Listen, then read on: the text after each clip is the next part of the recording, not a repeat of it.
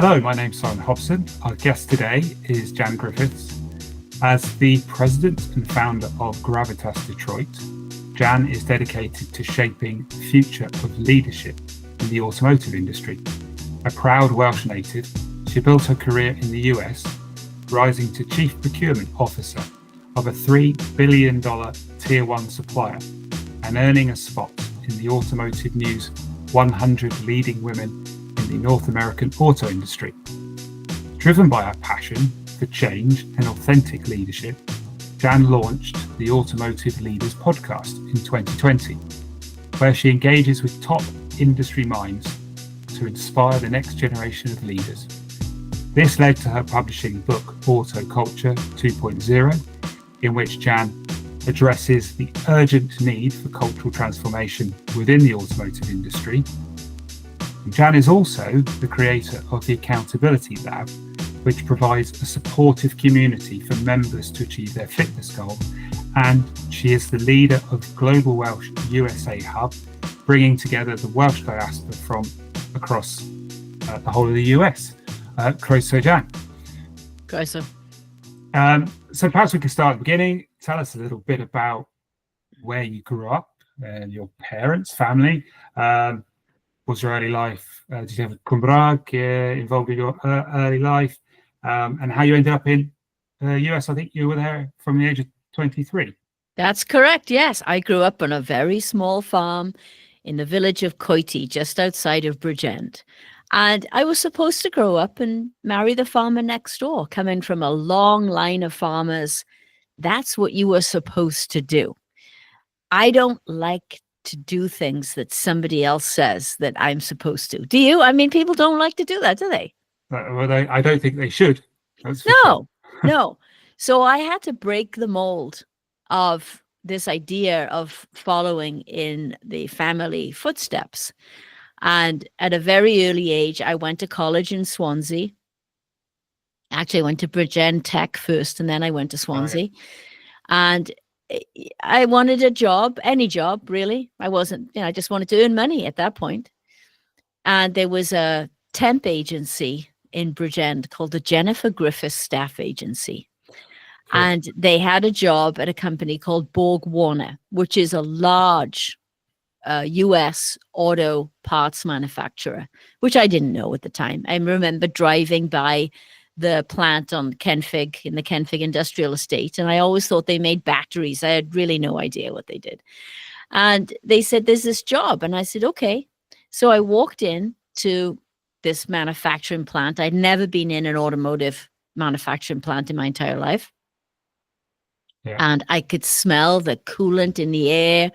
And this is before health and safety. Right? Where was this? Sorry, where was the plant? In Kenfig, near Port Talbot. Yeah. And I just fell in love with manufacturing. And I started as a temp in the purchasing organization, right, making coffee and copy and blueprints and writing down the meeting notes, because that's what you did back then. And then I became a buyer. And then they sent me over to the US, to Muncie, Indiana, on a special project. I didn't know at the time it was a project that really nobody wanted to deal with. But, why not give it to the feisty young Welsh girl who probably didn't know any better and just wanted a career? And so I went over on a 10-day business trip to Muncie, Indiana. Then they offered me a job, a permanent job. I didn't even ask the salary because I didn't care. The idea that a young girl from a farming background in Wales could work in America was so overwhelming and just exciting. I said, yes, and yes. And the rest, as they say, is history. Yeah. And I imagine even today, which we'll come on to talk about, I'm sure, that the automotive industry, wherever it is not an easy one for a female person to penetrate. No, not at all. Not at all. But I've had a great career in the automotive industry. I never really looked at it as a problem for me being, a female in a male-dominated environment. Maybe it's because I came from a farm in Wales where it was a male-dominated environment. So I was used to dealing with difficult types, Yeah. if you will. So I was used to dealing with it. And there's an article in Automotive News when I reached the top 100, and they asked me about where I learned my negotiating skills. And I said, oh, that's easy, in the pub with my dad in the Six Bells in Coity. And they couldn't believe that I said that. I think they expected some answer like, oh, during my time at Harvard or during this special training course. No, I learned how to negotiate in the pub in Coity, because listening to farmers banter and go back and forth and barter about the price of tractor parts and hay is where you learn. Absolutely, yeah. So your career, as you say, has spanned procurement and corporate leadership, and now you've moved into sort of coaching and thought leadership. So what were the pivotal moments that led you to really want to focus on leadership transformation? I think having spent at that point, over 3 decades in the automotive industry, I've worked for a number of different auto parts manufacturers, and each one is a different culture. And then we bring back this idea that we talked about earlier about fitting this mold. I don't like to fit a mold. I don't like somebody else to tell me what I should look like and how I should act and what I should do with my life. And the same is true, not only my personal life. I didn't want to marry the farmer next door, but I didn't want to follow this command and control leadership model in automotive that we see playing out. So this idea that the boss is in charge, they're in control, they will tell you what to do, and if you don't do it, they'll fire you. I mean, automotive is a tough business. That's the model that we used to have. Now it's changing, and towards the, I would say the pinnacle of my career, really, being a chief procurement officer for a $3 billion company at the time with a global organization. It was great. But I felt the life force draining out of me in these awful meetings that were boring and long and PowerPoint after PowerPoint. And so I said, you know what? Somebody needs to change the mold of leadership in this industry, and it might as well be me. And I walked away from that job, and my boss wouldn't believe me. He said, you're going to show up at another auto parts supplier. I said, no, I'm going to go back to Wales. I'm going to spend time in Wales. And that's what I did. And I came back and I launched Gravitas Detroit, which then morphed into a leadership coaching business and a media business in the world of podcasting. So here we are. So you took, how long was that time out that you took out of the business back in Wales? Oh, not long, 3 to 4 weeks. Okay. But there was this yearning, we talk about hiraeth and the calling of Wales to bring you back to Wales. And I really felt that. And in American corporate culture, you can't take more than a week to 2 weeks, 2 weeks maximum holiday at any one time. And that's just not enough time. I wanted to be able to go back to Wales to really get back into the culture. I wanted to go to Tesco and Sainsbury's and Waitrose, and I wanted to cook lamb chops, and I wanted to visit my friends and not be rushed and not be on a schedule. I wanted to walk along the beautiful coastline of Wales.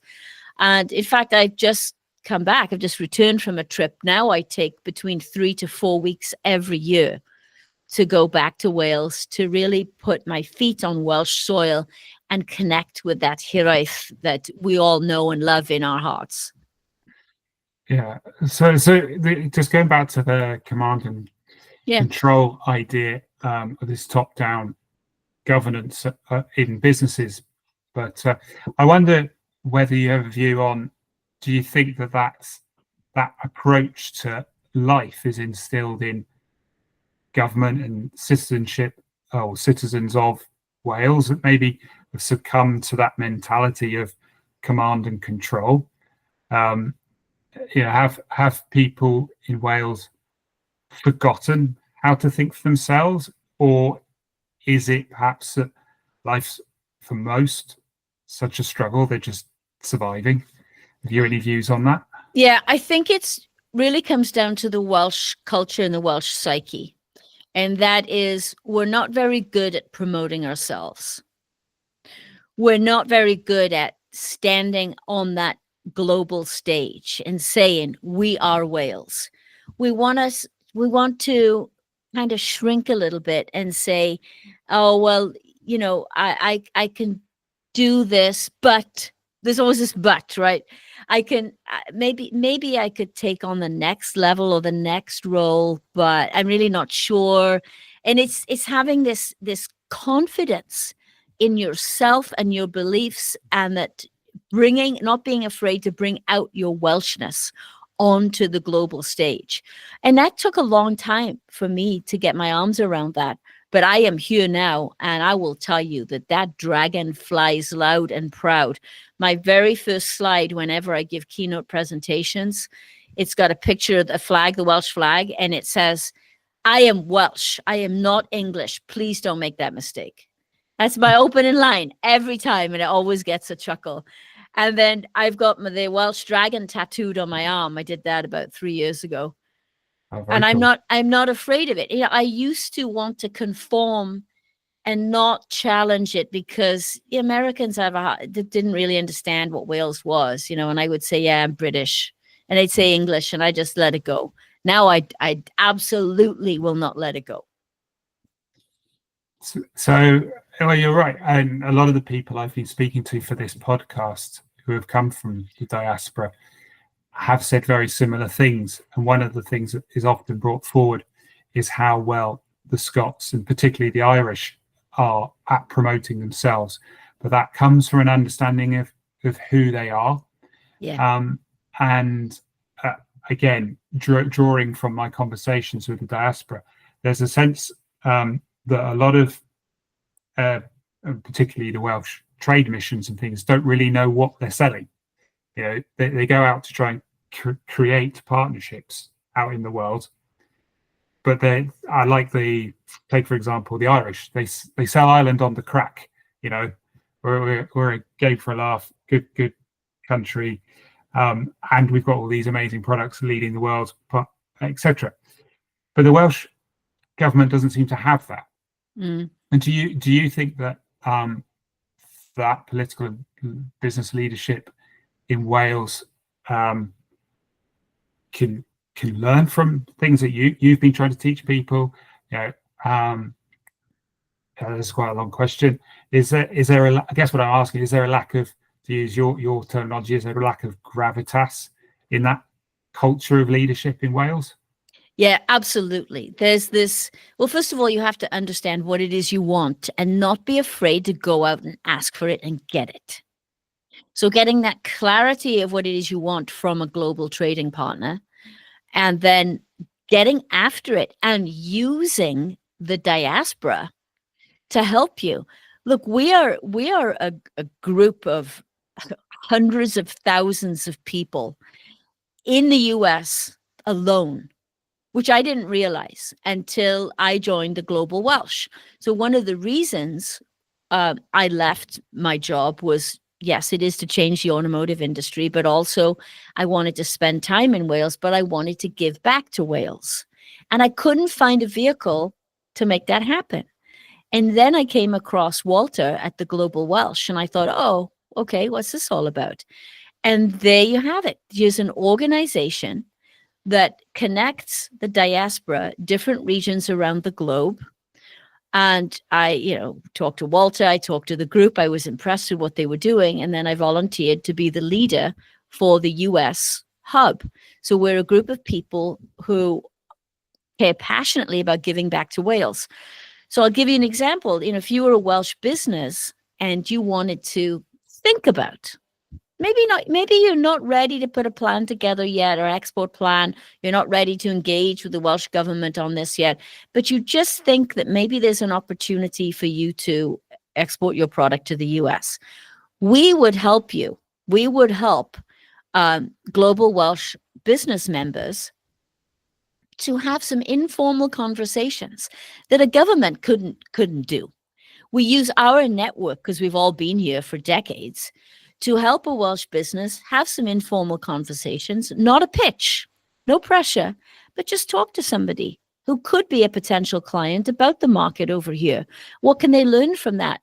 That way they could make a decision, a more informed decision about whether or not they want to export to the US. And then off they go. And then they would connect with the Welsh government, and they would get all the programs that are out there to help them. And we're there. So we're there very early in the process, and we're also there to help them if they have trouble, if they need support. We are a volunteer organization, but we have vast networks that we are only too happy to connect to Wales. So you talk a bit about the steps towards building leadership, and I was wondering, like, is there a need? How do you build a culture of trust in the leadership? It seems to me, thinking about Wales, that there's a lot of apathy towards those opportunities and those powers that people do hold, in their hands when it comes to voting for parties, government in the Senate, or starting businesses. And I wondered, from your experience, how do you go about building that cultural mindset in a nation so that people do, like we find in North America and the US, people grow up thinking that they can be leaders, they can become a president, they can become the head of an automotive company, or set up a tech company. There are obviously some talents in Wales that want to do that, but it's quite rare. So how do we change that? I think, first of all, you have to start with role models and examples. So the more exposure you can give to people who have stepped out onto that global stage, then people have to visualize it. They have to be able to see it and touch it. If I were to write or even speak on a podcast and talk about, hey, I'm a farmer's daughter from Wales who was supposed to marry the farmer next door, and here I am, I took on Detroit in the auto industry, right? That's one thing. But to actually maybe see me on a video and hear me tell my story, that's something else. Then you've got young women in Wales who might be thinking, wow, well, if she could do it and she came from Coity, maybe I could too. So I think we have to shine the spotlight on more Welsh people who have stepped up onto that global stage. And then we have to start early on sowing the seeds. So parents, when they're talking to their children, be careful that you're not trying to jam them into a mold that worked for you, that you think should be the mold for your child. Make sure you give them the exposure and the opportunity to explore. That's how we start to change the culture.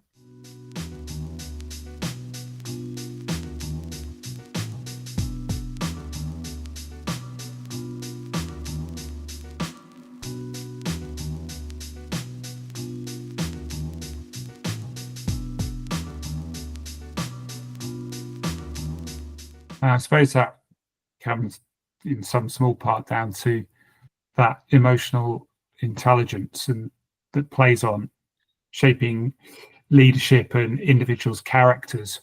So I was wondering, that's obviously key to a lot of this. And is that something that, I guess, to a lesser extent, people are born with a certain level of emotional intelligence and empathy, but presumably that can be taught? Is that something that you've seen changing in the automotive industry that could be applied in a more broad sense? Yes, there's certainly more awareness. In fact, I've interviewed Daniel Goleman, who is a recognized global leader of emotional intelligence. He's written all the books on emotional intelligence. And we had some very interesting discussions on the Automotive Leaders Podcast about this subject. And yes, some of it is inherent, but it can be learned. It can be learned. This awareness to be sensitive to others is something that we can all learn, and we can all continue learning. It's not something that you learn and you say, oh yeah, okay, I got that now, I figured that out. You've just got to, it starts with awareness of how important emotional intelligence is, and then starting to evolve and grow your skills in that area.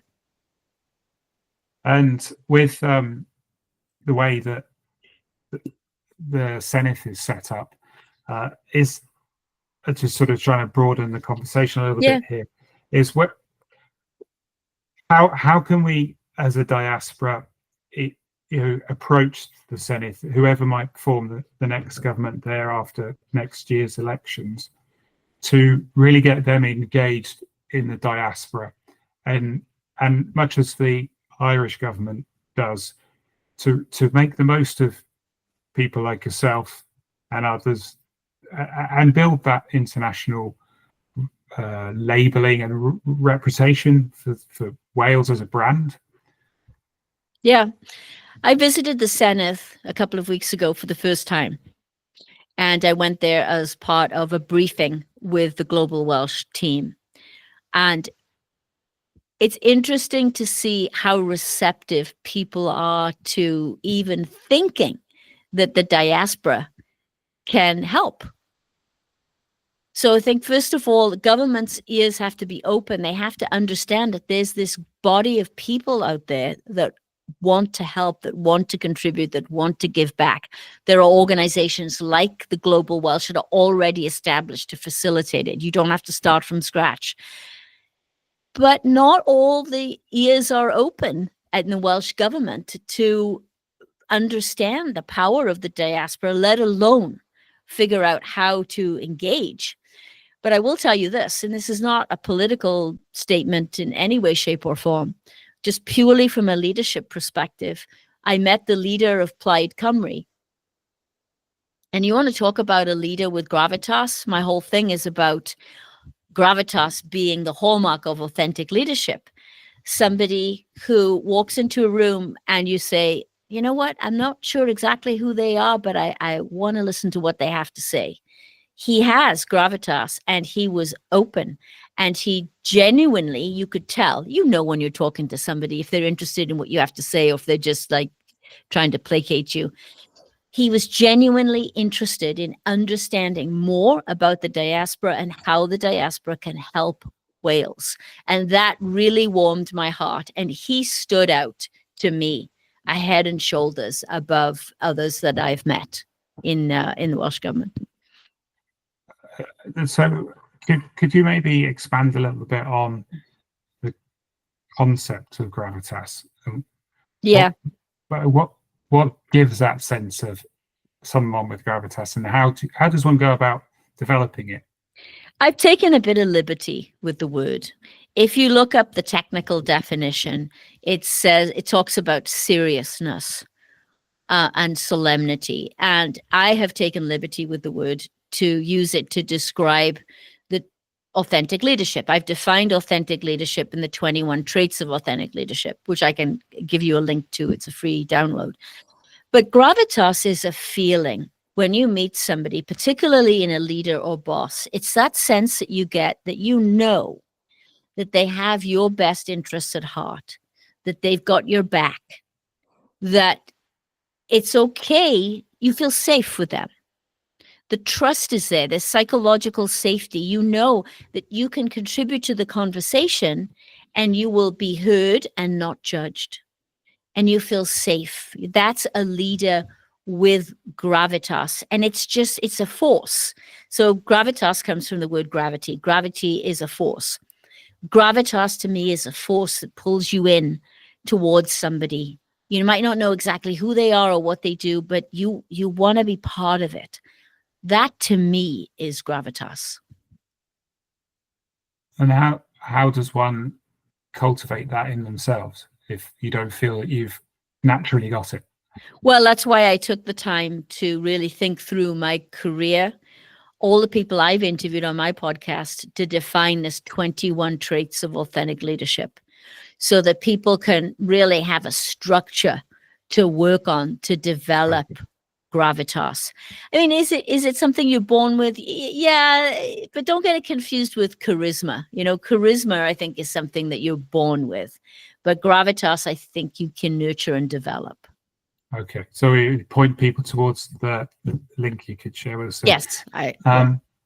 So given these challenges and the opportunities that Wales faces, both from the political structure it's currently got, technological advancements, and the need for, the pressures of cultural transformation from globalization, what what leadership qualities and strategies do you believe are an essential aspect of like a national leader, somebody that can shape Wales for the future for the better?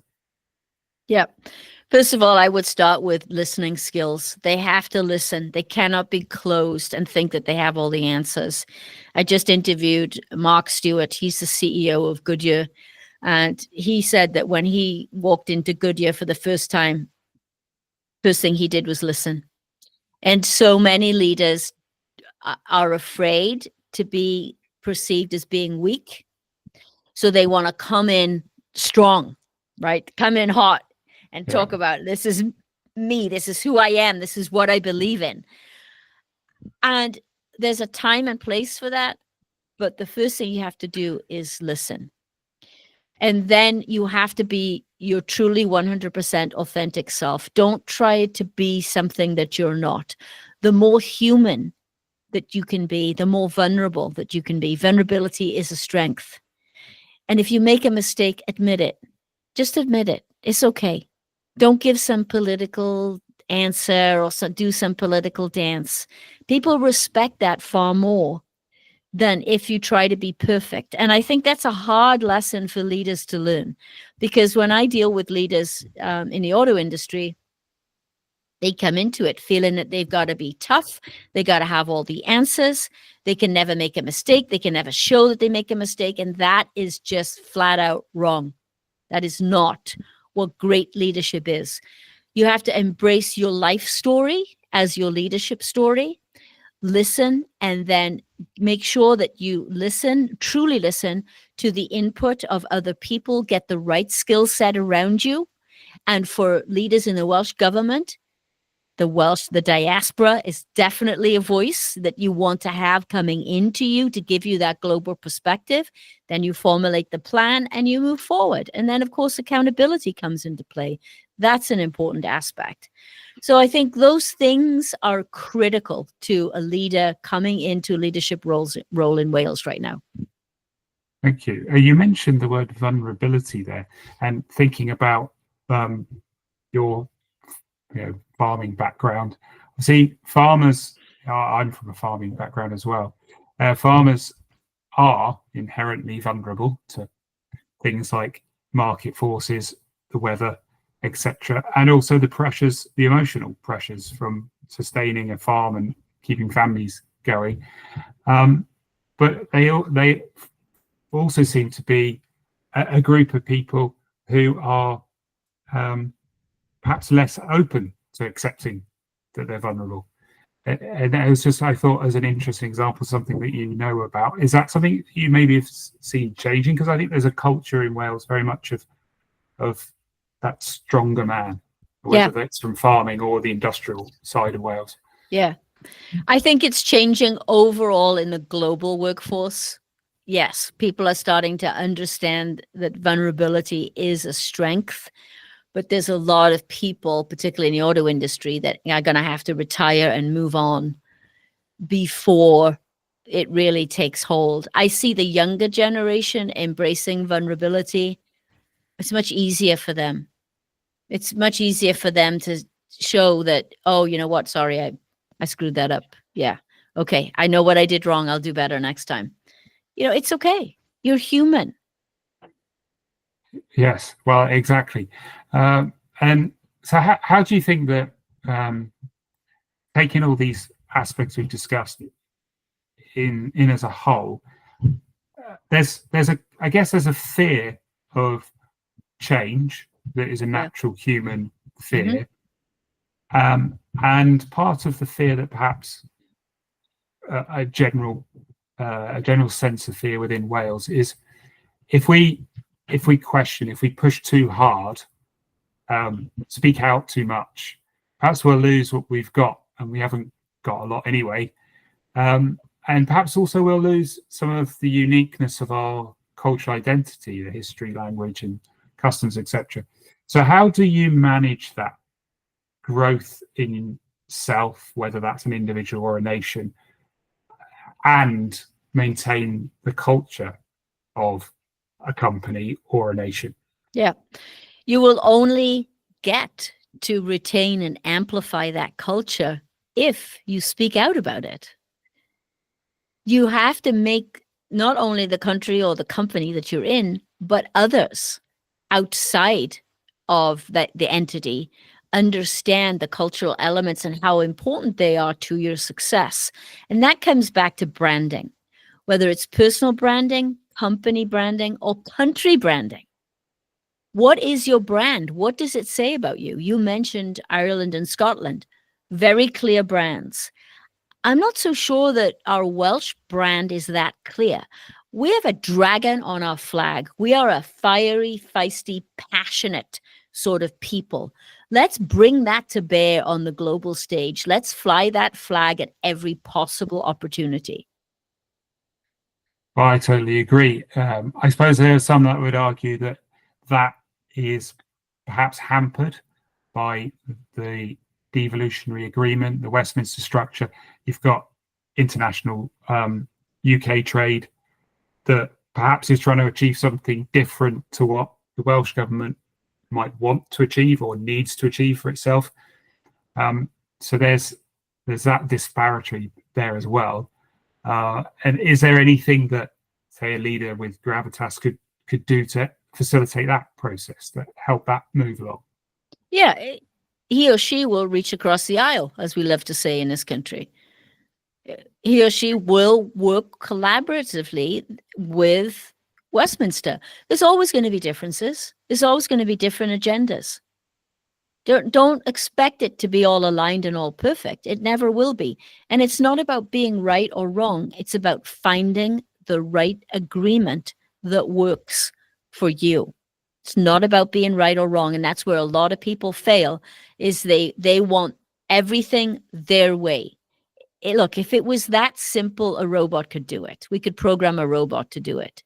You need leaders with gravitas. You need people who can work in the gray area to work the deal, to work a collaborative relationship. That's how we move forward. Well, you bring up robots there. How is the AI world going to change, or is changing, the automotive industry? And is that something that you could see in a broader sense affecting industry and government even? Yes, I think that a lot of people are afraid of AI. You can't be afraid of it. Look, it's here to stay. It's growing. Embrace it, but figure out how to make it work for you.